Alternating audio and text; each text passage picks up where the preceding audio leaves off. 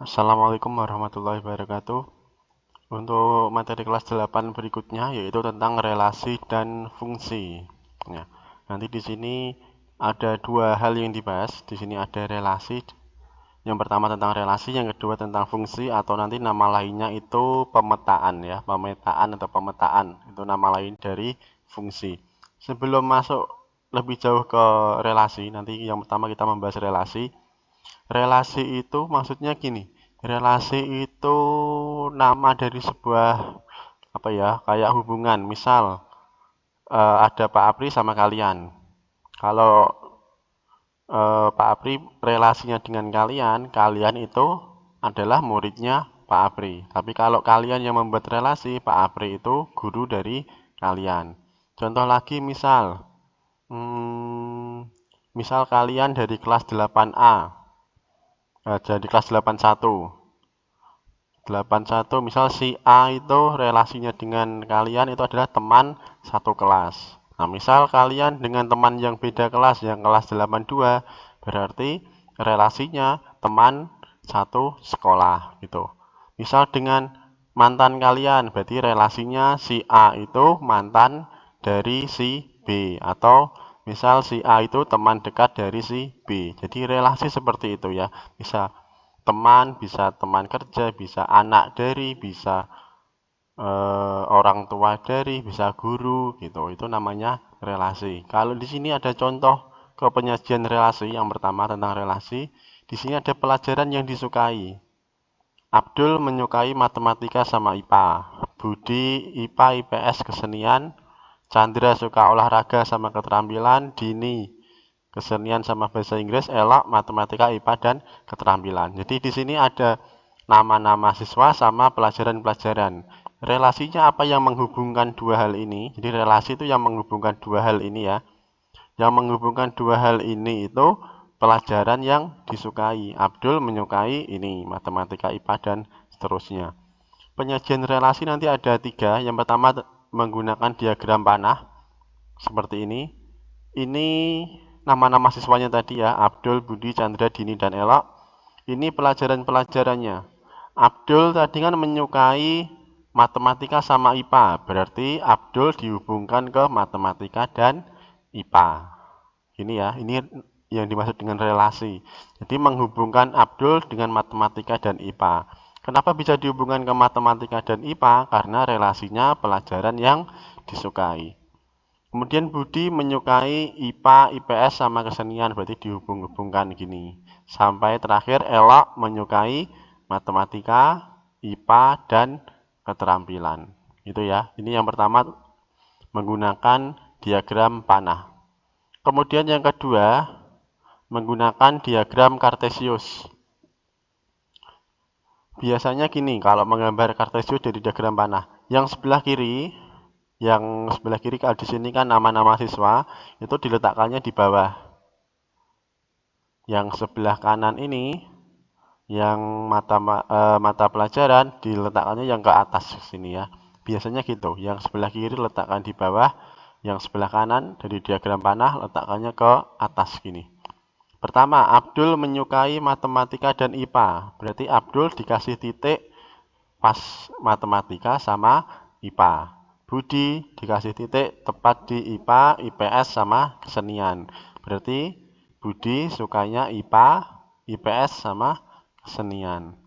Kemudian terakhir Elok sukanya matematika, IPA sama keterampilan. Jadi kesimpulannya harus sama, cuman tampilannya aja yang beda ya. Ini kan sama. Elok menyukainya matematika, IPA sama keterampilan. Di sini juga sama. Elok titiknya di matematika ini ya, matematika, IPA sama keterampilan. Ini yang menggunakan diagram kartesius. Kemudian yang berikutnya menggunakan himpunan pasangan bilangan berurutan. Gini, tadi Abdul itu kan suka matematika dan IPA. Berarti ditulis Abdul, matematika, terus lagi Abdul, IPA. Kemudian Budi, Budi, IPA. IPS juga berarti Budi, IPS.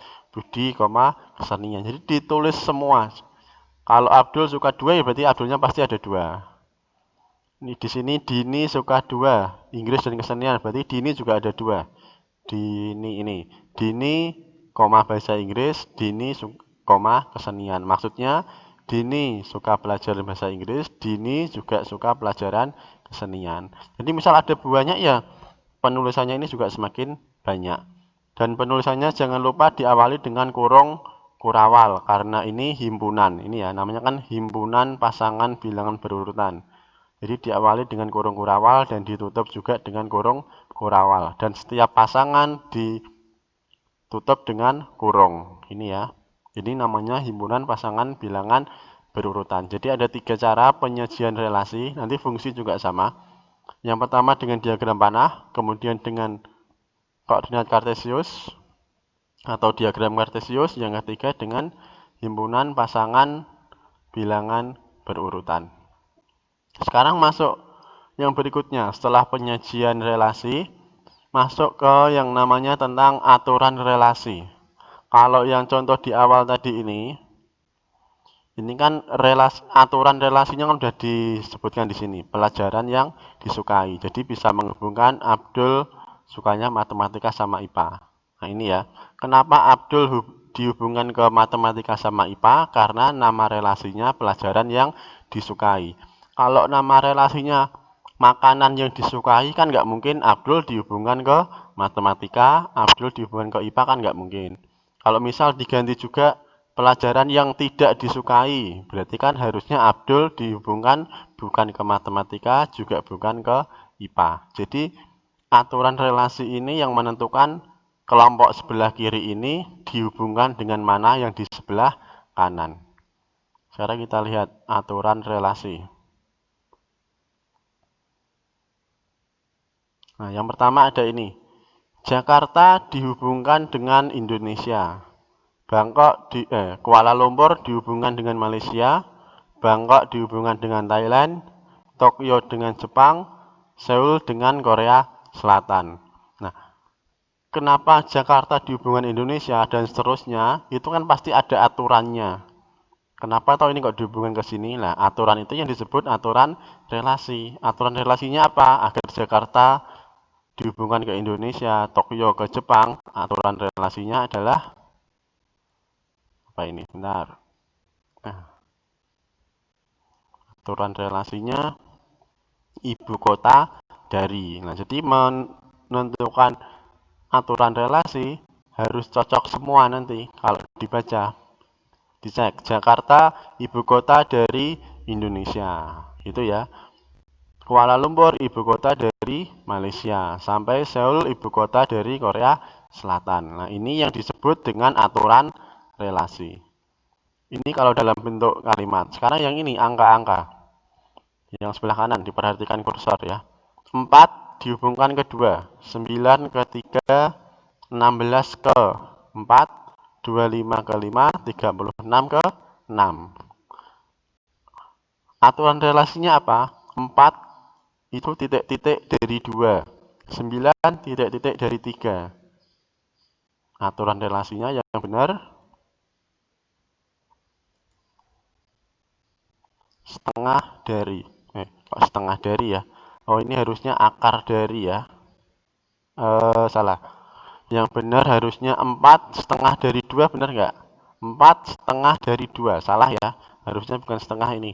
4, kalau 2 kali dari 4, 2 kali dari 2. Benar. Tapi di sini lihat, 9 2 kali dari 3. Kan salah. 2 kali dari 3 itu 6 harusnya.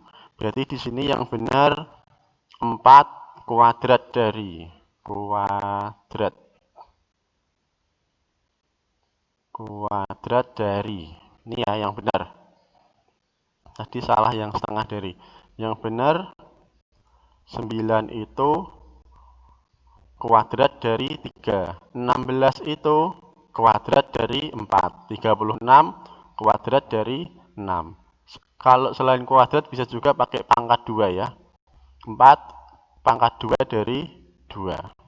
Dan seterusnya. Contoh lagi ke bawah.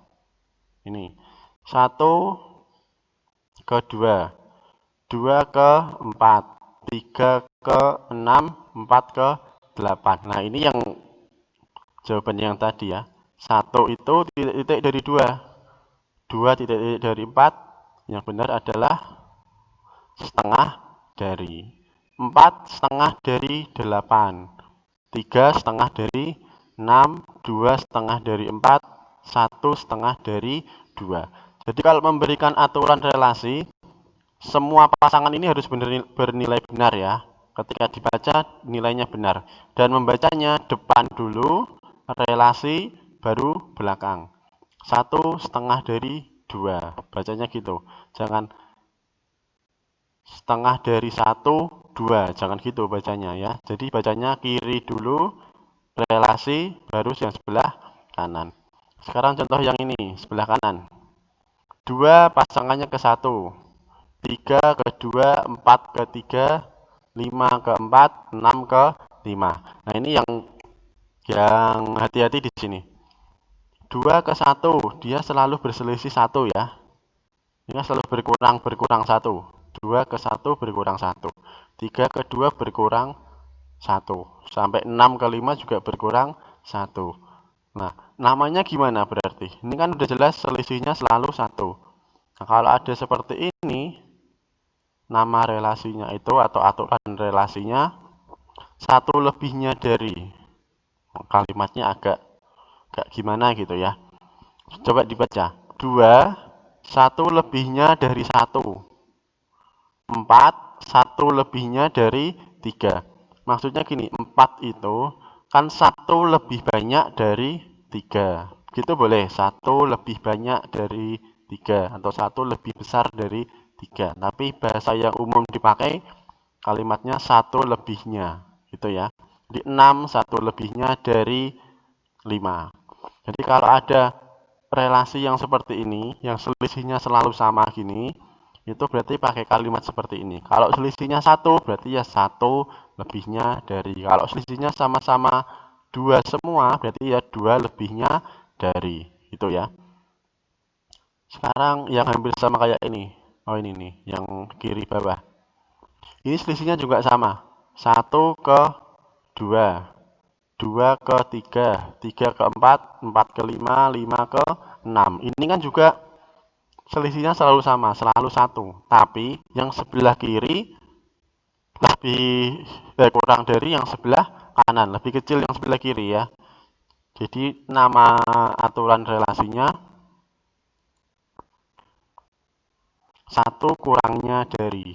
Jadi kalau yang kiri lebih kecil berarti pakai kalimatnya kurangnya. Kalau yang kiri lebih besar kayak yang contoh tadi itu pakai kalimatnya atau katanya lebihnya. Jadi kalau yang sebelah kiri lebih besar kalimatnya lebihnya.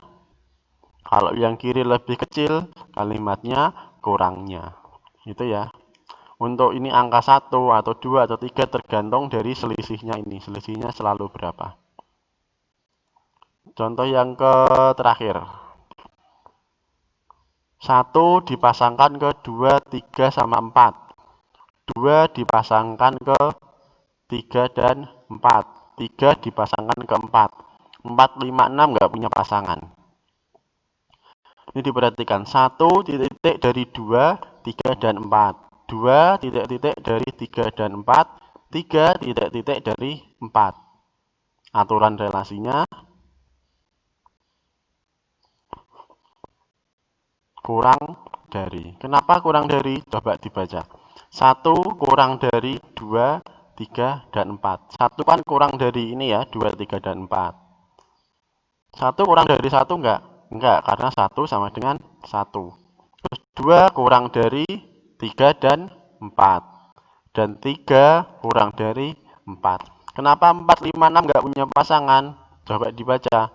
4 kurang dari, enggak ada di sini pasangannya. Harusnya kan 4 kurang dari 5, kurang dari 6, kurang dari 7, dan seterusnya. Tapi di sebelah kanan, dia nggak punya angka itu. Berarti 4, 5, dan 6 nggak punya pasangan. Gitu ya. Itu untuk relasi. Jadi relasi hanya membahas tentang penyajian relasi sama aturan relasi. Diperhatikan, dipelajari yang tentang aturan relasi ini ya. Ini kalau sering-sering latihan nanti jadi lebih mudah. Untuk relasi sampai di sini. Setelah ini kita akan masuk tentang fungsi atau pemetaan. Terima kasih.